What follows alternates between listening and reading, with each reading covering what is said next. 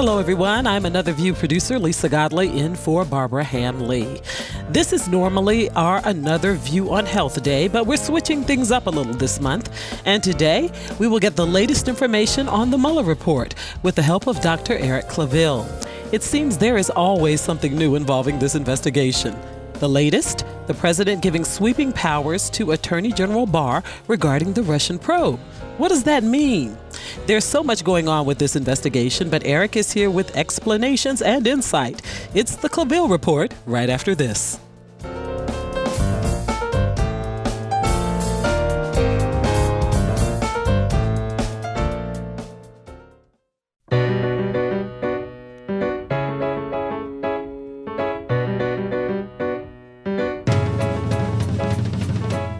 Discussing today's topics from an African American perspective, this is Another View.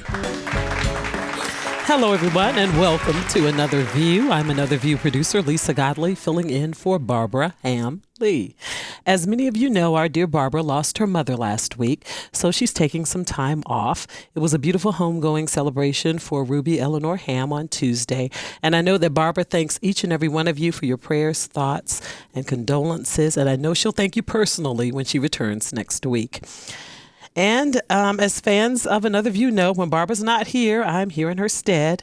And if I don't sound like myself, it's because I've been battling a cold all week. But I'm here and pushing forward, and joining me is the man with insight and answers, Dr. Eric Claville, with his award-winning Claville Report. Welcome, Eric. Thank you so much, Lisa. So glad to be here.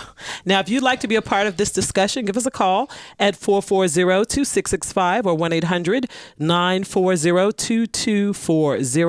Eric, let's start at the very beginning, as I always say, a very good place to start. Yes. Now, what really started this probe? Was it the dossier that was later proven false, or was it the FBI looking into allegations that President Trump's policy advisor, George Papadopoulos, had been having conversations with Russia about their ability to release information that could damage Hillary's campaign? Sure.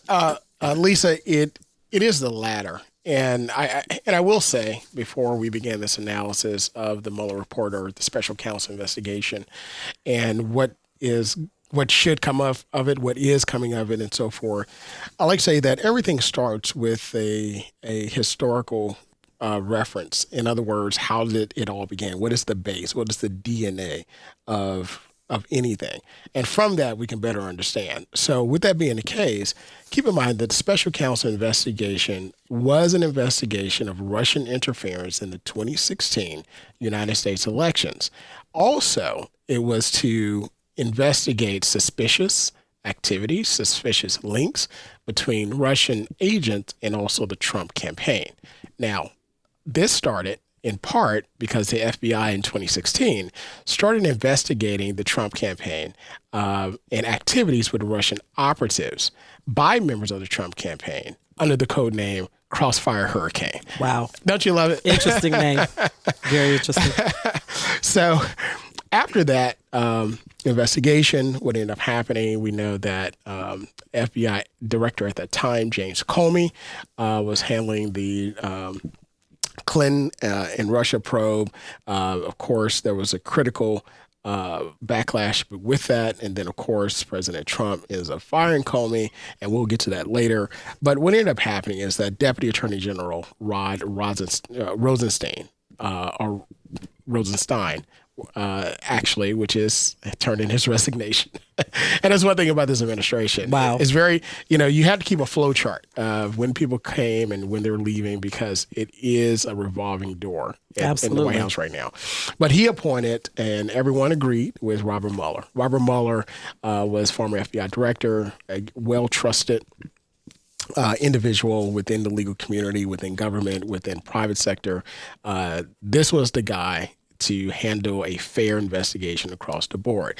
Both sides agreed, and when Donald Trump found this out, he was absolutely livid and actually thought that this was the end of his presidency by many reports. Now, with this, the charge, the authorizing document for the Mueller report stated this, is that the scope included investigating allegations of links and coordination between individuals associated with the Trump campaign and the Russian government. Also, he was mandated to pursue any matters that arose or may arise directly from the investigation, which is extremely broad. And we'll get to those individuals that were indicted, those individuals that have pled guilty, serving time, and the investigations that are currently going on. Now, with this probe, it included criminal investigation, which also looked into potential obstruction of justice charges against the president and also members of his campaign or his administration. So this was an authorizing investigation that was extremely broad. He could have gone anywhere, and we'll see in just a few moments where he went so far. And it was, let's just say, you did not want to be in the crossfire of this hurricane. Wow, so much. We'll probably be skipping around a little bit. Sure. But when Mueller's investigation of the Russians, he was looking to find, now you correct me if I'm wrong, two things he found.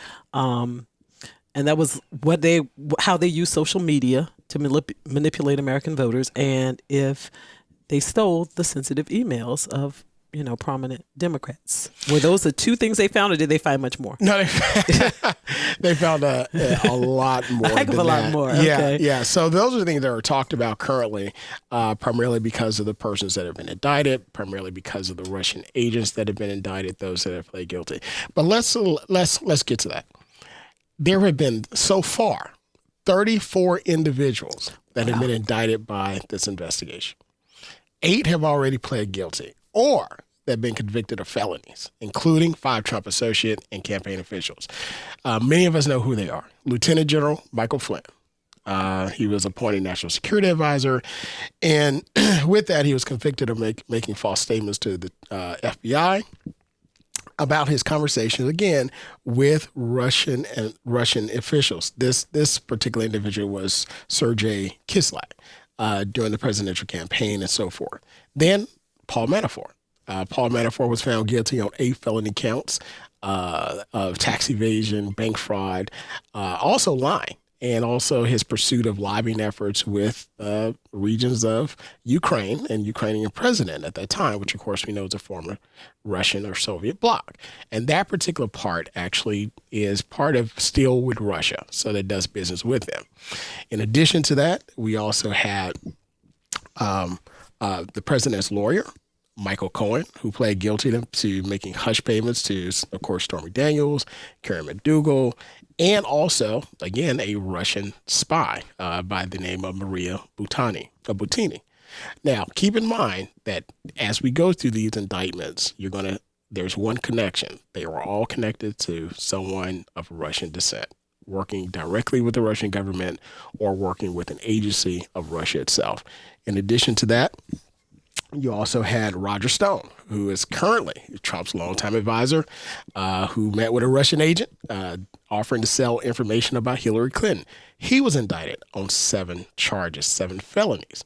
In addition to that, you had Gates, who was Paul Manafort's business partner, who has also been indicted. He's going to plead guilty to some charges and the like, and still working with investigators. Now, keep in mind that there are currently, I'm sorry, let me go back. So those were the Trump associates so far, okay, or campaign officials that have pled guilty or been indicted and are convicted, okay? Now, in addition to that, you've also had 13 Russian citizens, 3 Russian entities, more specifically, the IRA, which is the Internet Research Agency, which is responsible for the social media campaign that the Mueller report conclusively found interfered not only in the presidential election, but also interfered in various miscommunication for racial uprisings and things of that nature. We'll get to that later on.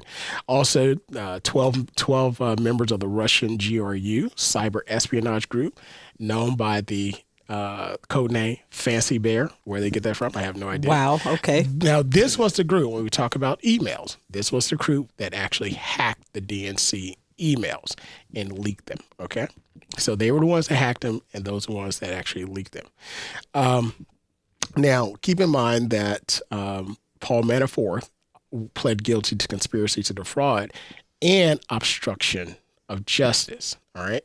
So that's very important as we talk about the president, as we lead up to the president as well. Now, with that being the case, there are currently 36 investigations still ongoing and pending based upon the information that was given, that was uncovered by Robert Mueller. And this evidence has been passed on to the Department of Justice prosecutors, also state prosecutors. So there are a lot more prosecutions coming. There are a lot more indictments coming. There are a lot more individuals who are either going to plead guilty or more than likely become convicted because of their involvement with the Russian and the Trump campaign. Where does Donald Trump Jr. and Jared Kushner stand at this point? Now, can we say they're being investigated or no? They are still, well, it all depends on where you're looking. So there has been, in the Mueller report, uncovered the conversation and the meeting of Trump Jr., and with Jared Kushner in what's called the Trump Tower meeting. It was with several individuals from the Russian faction. Basically, this part, it was many things discussed, but in particular, it was information discussed for what's called the Trump Tower Moscow. In other words, getting funding for that Trump Tower through the Russian bank. And now all of this is in the Mueller report and uncovered. Okay, so this is not speculation. Now, with that being the case, deep in those 400 pages. In those 400 pages. I mean, there is an outline, and we say 448 pages. There's an outline. You have a lot of footnotes and so forth. So, as a matter of fact, if you don't want to read it, you can go to C-SPAN, my favorite channel. You can go to C-SPAN 3 and go to c-span.org. I'm giving a plug. And you can actually hear and listen to the Mueller report read in its entirety by members of the Democratic Congressional Caucus. Wow. It was a reading that was conducted, I want to say, about a week and a half ago. It was late one night. Again, something I happened to be watching. Just happened to be up, a little light TV watching. So then they're just skipping over the parts that are blacked out. Right. Now, keep in mind that a federal judge just ruled that the Trump administration must release the information as it relates to Michael Flynn. So that has to be unredacted. Okay, so Michael Flynn, of course, has stated he's opposed the releasing of that information. Keep in mind, there was a lot of information. Now, we'll get to the redaction later, but the redacted information is supposed to protect sensitive information as relates to individuals, a grand jury, and information given during the grand jury, not for potentially ruining individuals' reputation, which is the standpoint that Attorney General Barr is taking. Mueller basically released a part that redacted out that very sensitive information as it relates to the grand jury in order not to impede further prosecutions, which are coming. Wow, there's just so much going on. Oh my gosh. I'm going to fast forward to something that happened late last night, early this morning. Okay. With President Trump giving Attorney General Barr sweeping new powers in regards to the Russian investigation. Now, what will he be allowed actually to do with those powers? Sure. What is it designed to allow him to do? Well, with those powers, basically what Trump is doing, he's providing himself cover. So keep in mind, the statement that was put out by the president was not. Now, I believe this is me. This is me. All right. So I believe the statement wasn't put out just haphazardly like a lot of his statements that are put out, emotional rants and so forth on social media and Twitter. But just as a side note, how wonderful is this entire time period for Twitter? Who would ever thought that? I mean, when the creator of Twitter said, hey, we're going to create 160 characters and the world is going to be ran from Twitter. Wow. I mean, again. Who would have thought? Yeah, exactly. So, all right. So I digress. But I believe that there was a conversation, had to have been discussed because this is a life or death situation for the president, to where if you give these powers over to the attorney general, he has cover because the attorney general has wide discretion, extremely wide discretion of what to release and what not to release.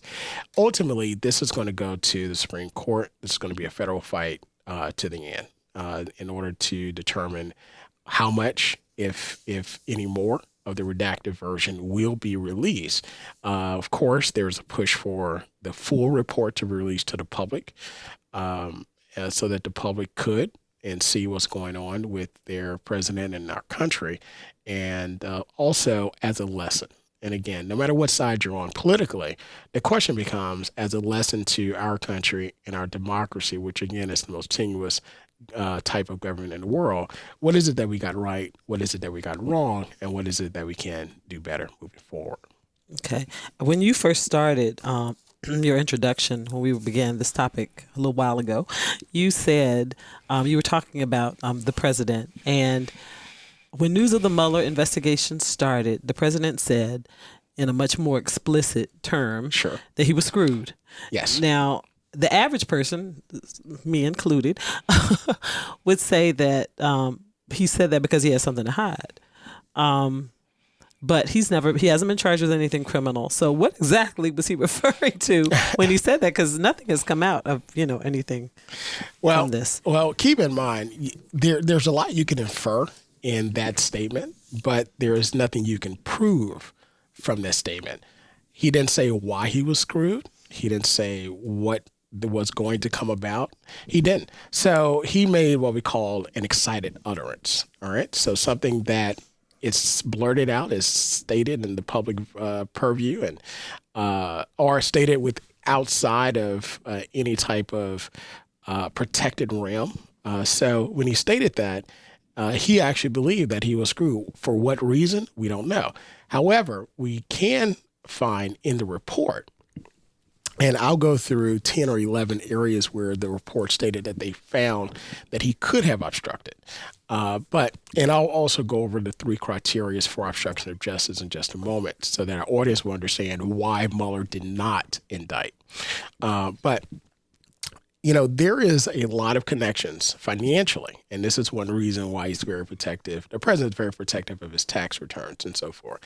There are a lot of connections with Russia and Russian banks as it relates to loans that are given for his investments, and also him seeking investments, again, which came out in the Trump Tower, the Trump Tower Moscow. At the downturn of the Wall Street banks in 2006, 2007, 2008, a lot of individuals were shut out. Banks were not giving out any money. A lot of properties were fledgling, including Trump's properties as well. Keep in mind, Trump is a great promoter. He's a great real estate magnate. But as it relates to business and keeping things afloat, he does not have a good track record there. The Great Taj Mahal in Jersey is, it is a terrible looking place. You have individuals that are, it's a lot of homeless people there, a lot of rundown buildings and so forth. In addition to that, he doesn't pay a lot of his contractors. So, if somebody owes him $50,000 for landscaping, and they'll, if they sue, it's going to cost them more to get their $50,000 than it is. So a lot of them end up not getting their money. But with that being said, he's had to file bankruptcy on a lot of those banks. So nobody would loan him any money. American banks. Exactly. Okay. So you had to go overseas to a lot more risky banks. One of the issues with Jared Kushner, his son-in-law, is, of course, his father's property located on Park Avenue with the famous address, 666 Park Avenue. Read into that what you will. But that building is an albatross around the neck of that family. And they need a major, major infusion of hundreds of millions of dollars. So that's one of the reasons that the investigation was looking toward the Russian interaction. Also, you have issues with the Jared Kushner looking at the Saudis and the Middle Eastern investors, because again, no one's lending money for those ventures because they know that they're just not good ventures to lend money to, and for whatever reasons that they have. But it's the financial issues that are there. Now, what our president says over Twitter on a daily basis, what he says over press conferences on a daily basis. I mean, if that was any other person, I think the average person would say that person is unstable or that person is, needs some counseling or some help. But as it relates to this Mueller report and as it relates to indictment, you cannot pull those things together to indict upon. Now, do you think any of his tweets or anything factored into the investigation? Of course it did. Now, let's take a look at how evidence was laid, what Mueller said, and as related to where the president could have obstructed. Now, there were 10 or 11 areas where prosecutors listed 11 events that could have potentially amounted to obstruction of justice. Number one, the campaign's response to reports about Russian support for Trump. Number two, conduct involving FBI Director Comey and Michael Flynn. Number three, the president's reaction to the continual Russian investigation. And that is what you see in Twitter. That's what you see in social media and other things. The president's termination of Comey. Number five, the appointment of special counsel and efforts to remove him. Number six, efforts to curtail the special counsel investigations, efforts to prevent public discourse of evidence, further efforts to have Attorney General take control of the investigation, efforts to have McGahn deny that the president had ordered him to have special counsel removed, which McGahn has stated and which the White House has currently blocked McGahn from testifying before Congress, conduct towards Flynn and Manafort, and conduct involving Michael Cohen. So all these areas could have amounted to obstruction. Now, in the U.S. law, what are the three criteria for obstruction? Number one, an individual has corrupt intent. Number two, they engaged in obstructive conduct. And number three, that conduct was connected to a pending or contemplated proceeding. Now, in several instances, prosecutors looked at this. They could outline most of the criteria, most notably involving his conversation with the White House counsel, Don McGahn. However, prosecutors did not find very little mitigating information regarding this. Now, regarding Trump's innocence. Now, anytime for criminal prosecution, you have to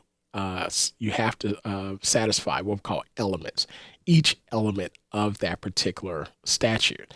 And unfortunately, they were not able to find those elements. However, they found enough evidence, circumstantial, in order for a person that may be able to find obstruction. Now, why is that very important? That's very important because the Mueller investigation has given this information over to Congress, because they have stated that we cannot exonerate this person from any wrongdoing because there's too much circumstantial evidence saying otherwise. Therefore, Congress may utilize this information, or the prosecutors can use this evidence and information in order to find obstruction or any other criminal activity. Now, one of the issues as it relates to a sitting president was cited by William Barr in his 4-page report, which was not wrong, but it was misleading. So in legal terms, they're not congruent. Okay, so you can say something that's outright wrong, and you can say something but not say it all the way that could be misleading. All right, so with that being the case, as it relates to the 1973 Office of Legal Counsel, Department of Justice decision, it states that a sitting president cannot be indicted. Right. However, that does not say that things that happened during the time that the president was sitting, that he cannot be indicted after he leaves office. I think that's what some people are sitting and waiting to find out if that's going to happen. So I'm going to let you finish that in just a second. I'm going to just say something. If you're just joining us, we're exploring the Mueller report from how it came about to the latest developments with Dr. Eric Claville, the creator of the award-winning Claville Report. I'm Another View producer Lisa Godley, filling in for Barbara Ham-Lee. Please join the conversation at 440-2665 or 1-800-940-2240. Please continue, Dr. Claville. Sure. So what's really at stake right now is what's going to happen with congressional investigations. Again, and there are 36 over 36 current investigations going on outside of, all right, those particular pending investigations. So the question now becomes, how many people will be subpoenaed to testify before Congress? Now, ideally, Robert Mueller would be the perfect person to testify, hands down. I think that the both sides are weighing that particular option because you don't want to bring your star witness out, first, but you want to take a look at what these other ancillary issues are as it relates to witnesses and issues that were found in the Mueller report. With that being the case, now I want to take it out of the legal realm. So the special investigation was strictly legal. There was no as much, no politics as we know as it relates to the investigation. The gathering of information, the interviewing of witnesses, the gathering of grand juries, the presenting of evidence before a grand jury to render an indictment, and then after that, the arraignment, and then, of course, the court proceedings. That's the legal side. Now let's get to the political side, which I think that everyone was seeing daily. The words that were spoken in the political realm was collusion. Right, we've heard that. And I believe, unfortunately, the individuals that were speaking about collusion, and Mueller was going to find collusion, and it's going to happen. Collusion is not a legal term. Okay, so obstruction of justice is the legal term, and collusion and obstruction are not synonymous. They're very similar, but they're not synonymous. With that being the case, what we find now is that the political side,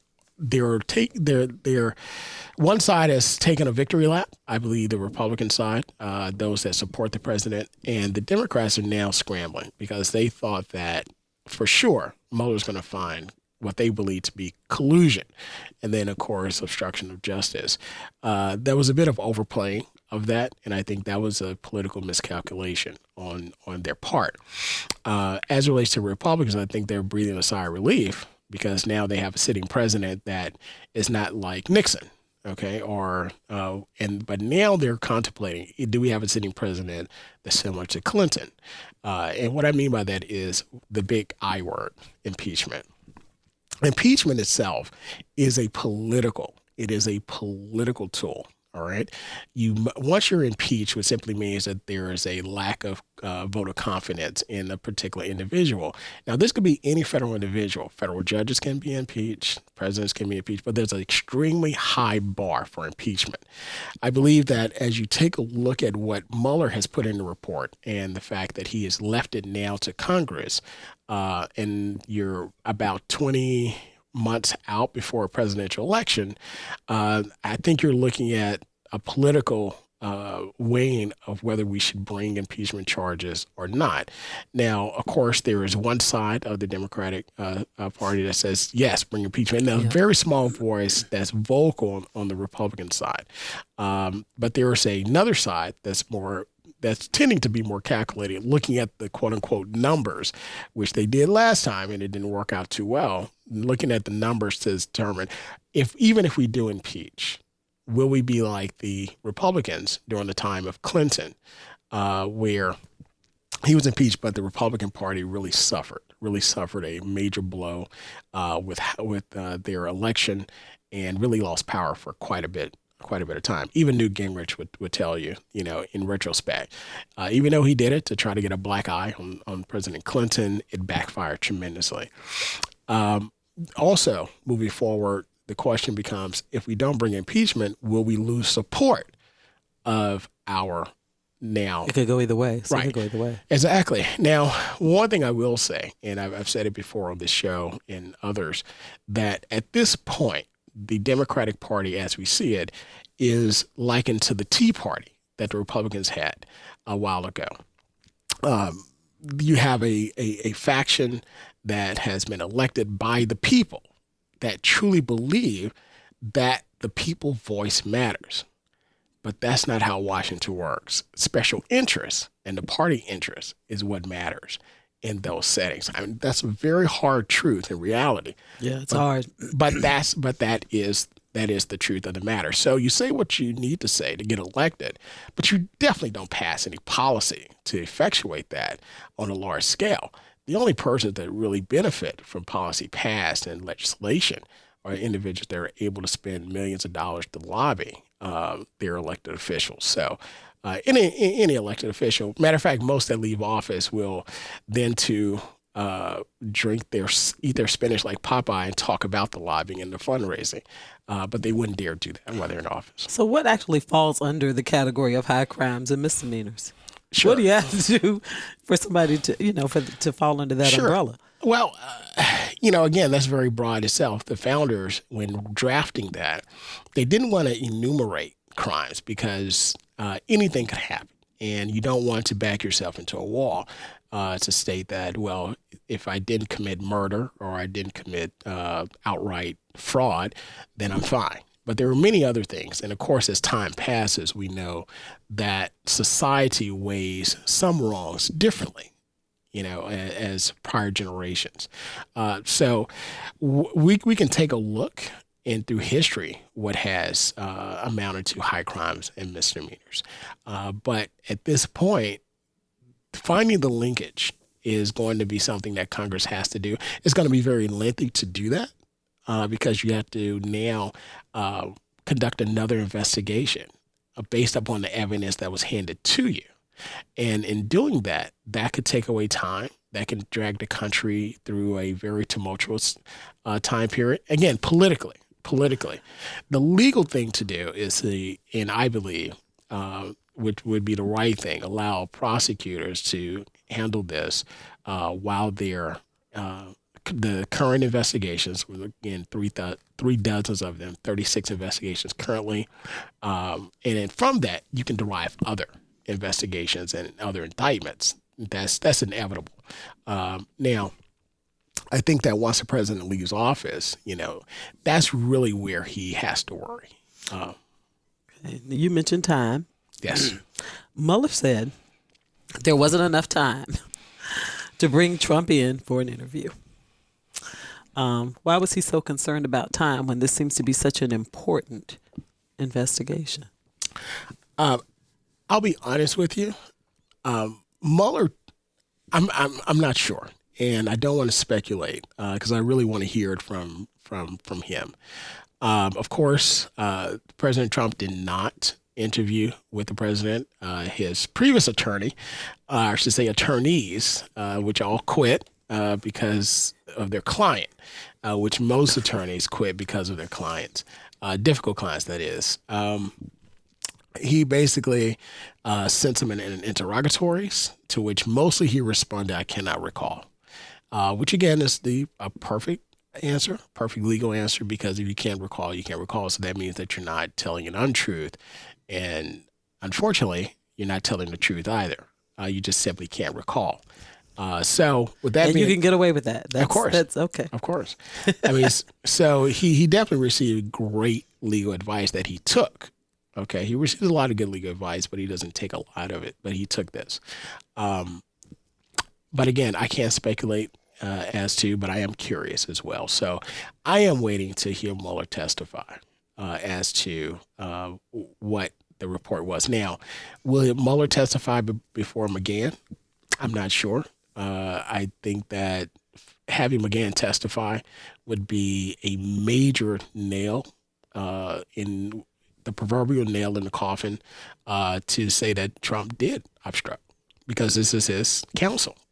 White House counsel that's saying this. And he would be saying it under oath. Keep in mind that not only does he have a legal responsibility once he's sworn under oath, but he has an ethical responsibility by being a licensed attorney as well. So I doubt if he would put all of that on the line to lie about it. So, well, you mentioned the division between the parties as far as an impeachment. Sure. Would be concerned. You ever see Donald Trump being indicted as a result of this? Not while he's in office, because of the 1973 OLC, again, which stands for Office of Legal Counsel decision on the Department of Justice. So no, I don't ever see that. I think he can withhold McGahn from testifying under executive privilege. I think that executive privilege will attach once McGahn resigns, because everybody does resign. And The list goes on and on. yeah, so it will attach.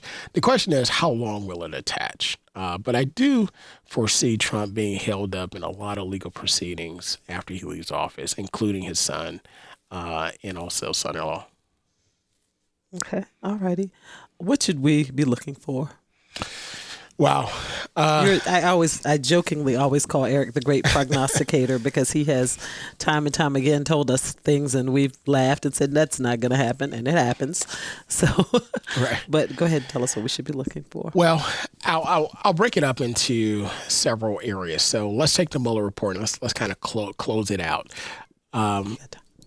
As it relates to the Mueller report, I think we're just at the beginning of understanding all of the conclusions in it. And I do want to point out that it was found conclusively that Russia did interfere in the 2016 presidential election. It was also found that the IRA, the Internet Research Agency of Russia, was starting to interfere in the United States as it relates to civil uprisings with what's called Confederate rallies, and also other social media campaigns as it relates to racial division within the country. So that was conclusive. And it also found that Russia is continuing to interfere in our social media platforms here in the country and causing divisions. One issue that we should pay attention to is what Congress is going to do about that conclusion. We have to beef up our election protections, because the misinformation campaign is more powerful than a gunfire. Because once a person has a belief, it's extremely hard to remove that, because they believe it in their heart and they believe it in their mind. That's the most powerful belief. You have people that strap bombs to themselves and sacrifice their lives over a belief, okay? Nothing that they see, but something that they believe. So in my opinion, that's the most important issue that Congress should address on a bipartisan, 420 across the board in the House, 100 across the board in the Senate, and every single governmental intelligence agency. Okay, because one thing that the United States, America, champions in our democracy are free, fair elections. That's what we champion across the world, and that's our strongest. One man, one vote. That was one of the strongest principles in the Constitution, both federal and also state constitutions. And that's what countries also hold on across the world. So we have to protect that. Now, why did Russia do it? I believe that Russia did it because they saw the current destabilization in their region as it relates to the Middle Eastern nations, with Tunisia in Northern Africa, also Libya and Egypt. In addition to that, the destabilization of Iraq first, Bahrain, also Yemen and Oman. And in addition to that, the destabilization of Syria. I believe that Russia started to see what happened to Omar Gaddafi. Unfortunately, I mean, they were removing rulers of countries, many that we as the United States put in power, and they were removing them brutally if they didn't want to leave quietly, to the point that Gaddafi was sodomized with a knife in the street. Saddam Hussein was hung. Okay, and that was viewed in closed caption television by some of our elected officials. So he saw the coming changing of the guard, and what some say the neoconservatives and their plan to revamp the power structure in the Middle East.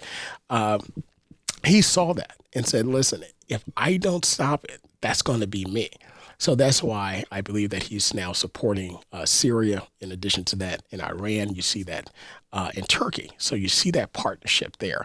And of course, the former Soviet bloc in Eastern Europe, in Western Europe as well. So that's one of the issues that I think we really should pay attention to, because I believe that particular coming conflict, I believe, and I've said it since 2016, that's going to bring on the next world war that we're going to have between Russia, China, Turkey and Iran specifically, and the United States, Israel, and the EU for power and control in that particular area.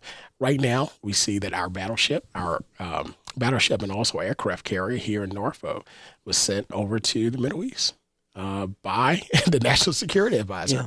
Yeah. So how he was able to do that by himself, it's very interesting. But John Bolton is a war hawk. I mean, we all know it. That are on the inside. The public is starting to know that. And he has been saying that we need to bomb Iran for the last 10 years. You can go back and look at Fox News and look at other news reports, primarily Fox. He's on Fox a lot, to say that we need to remove the leadership there. And they have nuclear weapons. They have it. We know they have it. And we've heard that before. And now Congress is starting to say, wait a minute, we cannot move forward with this. So I believe that is something that we also have to pay attention to. So our elections, the coming and impending, and I do believe that we are headed toward that. I stated 2019 will start. 2018 would be the conflict, 2019 the build up, and I believe that very soon. It's just too much going on there that we can't distinguish between who is doing what. That we may be pulled into another conflict that we really don't want to go into in that particular area. Before you go forward, I got a quick question. Yes. How does the statute of limitations play into this whole Mueller report? Is there going to be one? I mean, normally isn't it about 5 years for a federal crime? Or? No, I mean, it pretty much all depends. Now, I have not looked at each and every crime as far as statute of limitations go. However, there's plenty of time there. So I wouldn't worry about that. Now, of course, 2 decades pass. Some statutes have 10 years, some have none. So I don't think anybody has to worry about that. I think if anybody has to worry about that is the president and his family that are coming out of office. Okay. We have a few more minutes left for you to continue with your... Sure. So we very quickly, the 2020 election, but even now the social misinformation campaign is number 1 on the list. Number 2 is, again, the pulling of us into a conflict that we should not be in. We should not be in a conflict with Iran right now. I mean, that is something that John Bolton, the neoconservatives want. Keep in mind, Mike Pompeo is also part of that group, and other individuals who are strategically placed in areas where you can usurp or do a roundabout congressional and power and allow the president to do certain things, or even as an agency, you can do those things. So right now, he's probably the most dangerous person in the White House. Believe it or not, more dangerous than the president. Wow. And his tweets. In addition to that, we also have to be concerned about the destruction of the administrative state of the United States. And what I mean by that is our structure in the federal government. Keep in mind, the federal government was shut down unnecessarily, okay? And people lost money. People almost lost houses. We had federal workers. Almost lost houses. We had federal workers who were in line for food at food banks. And that, I mean, of course, we have very short memories politically, but those impact real families, real time.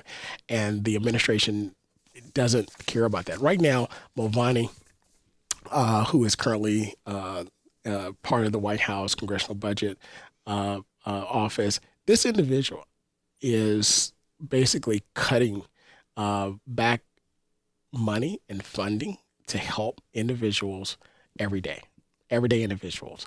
That's not a good thing. They are rejecting funding for the Consumer Financial Protection Bureau, which helps to protect us from usury, helps us protect us from predatory loans and various tactics. So that's another issue that we have to be concerned about as it relates to the administrative state. There's a lot of dysfunction there, and our government is not known for that across the world. And even though things tend to take time, our government does work. Two more things. So the 3, number 1, our election. Number 2, the Middle Eastern conflict, which I believe will happen, which will get us into World War III. Number 3, the destruction of the administrative state and the government as itself. Number 4, we have to worry about the economy. Okay, the tax cut that was passed was sold to the public to say this is good for the average person. The average person filed their taxes and they saw that it was not good for them at all. What is not reported is that we borrow right now about $1.2 trillion a year to replace the money that was taken out of the budget based upon the tax cuts that were given to the top earners. $1.1 trillion a year. That's $200 billion a month we're issuing out in IOUs. That's problematic because at this point, we're approaching 25 trillion, which I think is the tipping point economically for our country and our currency and our stability. The gig economy is not supporting people. Persons are working multiple jobs where they only used to be able to work one job and support their family. In addition to that, we have our student debt, which is out of control. Thank God for billionaire Mr. Robert Wasn't F. that Smith nice of him? that blessed those young Morehouse men. I need his email address to see if he wants to adopt my two daughters. But again, that's just one hit. But there are millions others that are saddled with this student loan debt that are not going to be able to contribute to society, and the jobs simply aren't there. So our future, as it relates to our children, and then our security as it relates to elderly. Now, the Security Act, Social Security Act, that's not the name of it, but to help our senior citizens retire better was actually recently passed because there is a hole there. Many people are having to go back to work. Many people cannot retire. And unfortunately, because of the impending downturn of the economy and the correction. I call it a correction, but it's going to be a stock market collapse. I call it a correction. Wow. Oh, dear. Individuals are going to lose tremendous amount of money in their savings accounts, their IRAs, and our state pensions funds as well. There are many state pensions that are on the rocks. California with CalPERS, Illinois, Chicago is almost bankrupt. Keep in mind, Detroit filed bankruptcy not too long ago, and you have other states that are saddled with this. Now, there is a case in federal court in the First Federal Circuit about, I think it was in Connecticut, where a small town actually rescinded some of the payments for their retired workers. They stated that the court stated that they could do this. And by doing that, what it meant was basically these individuals that were getting $2,000 a month, they were cut to $1,000 a month. And the federal court said that this was okay. This particular case, I think, is going to be very controlling in a lot of jurisdictions, and I think our senior citizens have to start taking a look at that. Wow, it's a whole lot that we're going to have to think about and keep an eye on. Thank you so much for sharing. Unfortunately, we're out of time with this conversation. Eric, thank you so much for being here. Can't wait until our next report when you have your predictions for the upcoming 2020 elections. Yes. And we will be right back.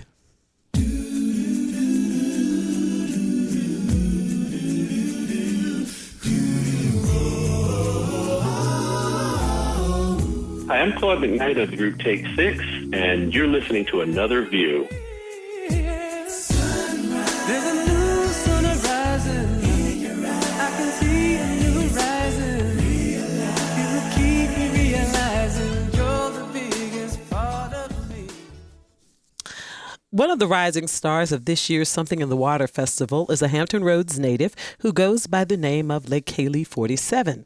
As a female rapper, she's released several popular tunes and even been featured on a motion picture soundtrack. Now, immediately after the performance in Virginia Beach, I got a chance to talk to her about being back home and the people who've influenced her music and her unique look. Money, I got money. You won't see her face because she keeps it covered, but Leikeli 47 would have it no other way. I wear a bandana on my face, which you consider a mask. And I wear this because I want to keep the focus on the art. And to be honest with you, just to be creative, to be bold, to step out in my own way. I'm a really shy person outside of it. I really want my music to speak for itself.